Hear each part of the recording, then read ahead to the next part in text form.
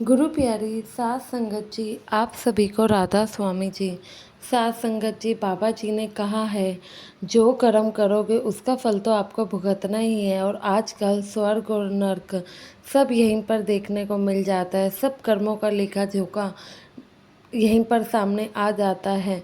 लेकिन संगत अभी भी ये चीज़ नहीं समझ रही है। एक संगत ने ये अपनी आप बीती सुनाई कि कैसे कुछ ही समय में उन्होंने उनके साथ जो बीती थी, जो कि किसी ने उनके साथ बुरा किया था, वही सेम चीज़ उनके साथ बस और बस कुछ ही वर्षों में उनके साथ हो गई।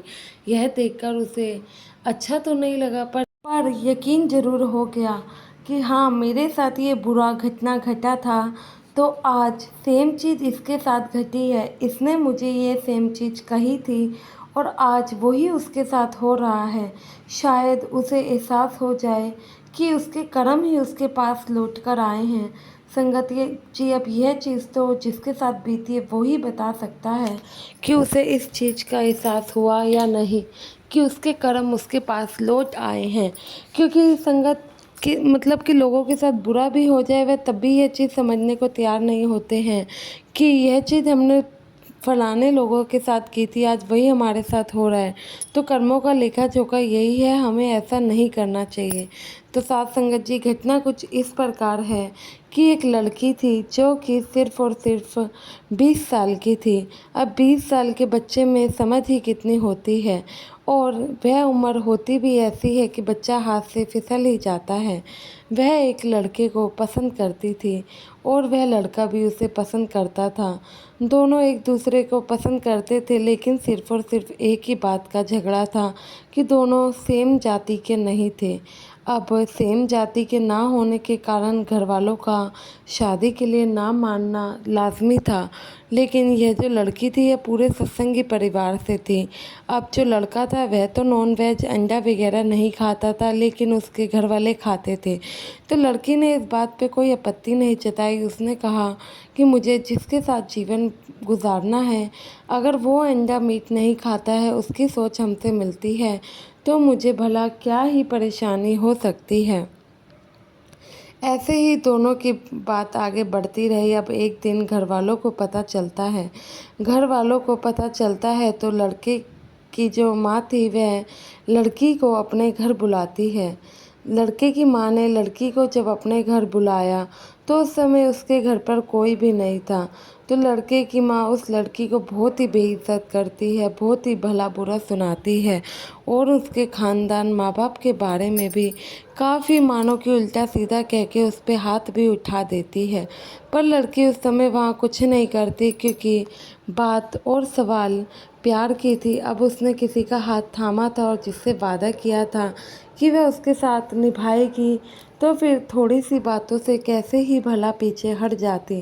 वह लड़की ने उस समय कुछ नहीं कहा, बस सारी घटना लड़के को बताई। लड़के ने अपने घर में बात की, लेकिन लड़का भी ऐसा कि वह उस लड़की का हाथ छोड़ने को बिल्कुल भी तैयार नहीं था। मानो कि दोनों एक दूसरे का टाइट से हाथ पकड़कर खड़े ही थे, जीवन के उसमें साथ देने के लिए। तो साथ संगत जी, ऐसे ही कुछ समय बीतता जाता है। वो जो लड़का था उसकी बहन के साथ भी यही घटना घट जाती है। अब उसकी बहन के साथ सेम घटना घटती है। तो फिर उस थोड़ा समय होता है। इन दोनों की तो शादी नहीं हुई थी, लेकिन यह जो लड़का है उसकी बहन की शादी उनसे पहले हो जाती है। और वही सेम चीज़ जो कि इस लड़की के साथ हुई थी आज उस लड़के की बहन के साथ हो रही थी। अब यह देख के किसी को अच्छा नहीं लगेगा, क्योंकि उन दोनों में ननंद भाभी का रिश्ता जो था, लेकिन कहीं ना कहीं उस लड़की को यह चीज़ तो दिख गई थी कि शायद पहले जो इनकी मम्मी ने मेरे बारे में, मेरे घर वालों के बारे में इतना भला बुरा कहा और मैं उस समय चुप रही, तो उसका जवाब आज मेरे बाबा जी दे रहे हैं। तो शायद यही कर्म होते हैं जो कि आज घूम के सामने आए हैं।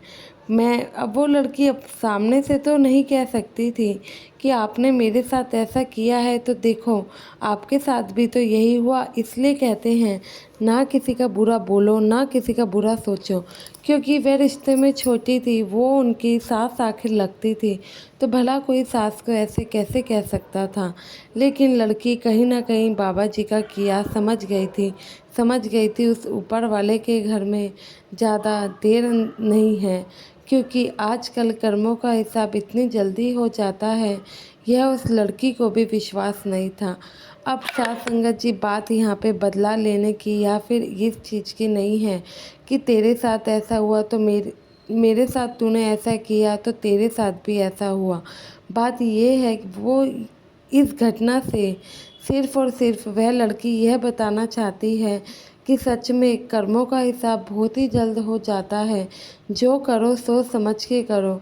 जब बाबा जी दूसरों के कर्म उनके सामने ला सकते हैं तो हम क्या चीज़ हैं। क्या हम किसी का आज बुरा बोलेंगे या किसी का बुरा करेंगे तो हमारे चीज़ सामने नहीं आएगी।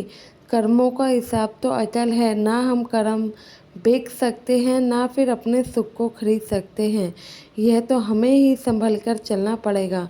अगर हमारे कर्म पावन रहेंगे तो हमारी नैया कभी भी नहीं डूबेगी, वो ऊपर वाला कभी डूबने ही नहीं देगा। लेकिन यही हमारे कर्म भी अच्छे नहीं होंगे तो ऊपर वाला भी चाह कर हमें नहीं बचा पाएगा। तो साथ संगत जी बाबा जी भी हमें यही समझाते हैं कि बस कर्मों का हिसाब हर किसी को देना है। उस कर्मों के हिसाब से तो ऊपर वाला खुद भी नहीं बचा है। हम तो फिर भी इंसानी जामे में आए हैं, तो फिर क्या सोच के बैठे हैं। तो इसलिए हम इस साखी का मतलब यही है कि आज हम किसी का बुरा कर रहे हैं, उसे बुरा कह भी रहे हैं, तो ये मत सोचो कि वो सामने वाला जवाब नहीं दे रहा। ये सोचो कि यही चीज़ हमारे सामने आएगी तो हम क्या मुँह दिखाएंगे। तो इसलिए यह वीडियो किसी को भी ठेस पहुंचाने का मकसद नहीं है, सच्ची घटना पर आधारित है जो कि उस लड़की ने संगत को बताई थी। आशा है वीडियो से थोड़ा बहुत सीख मिली होगी। वीडियो अच्छी लगी हो तो लाइक और कमेंट में राधा स्वामी ज़रूर लिखें।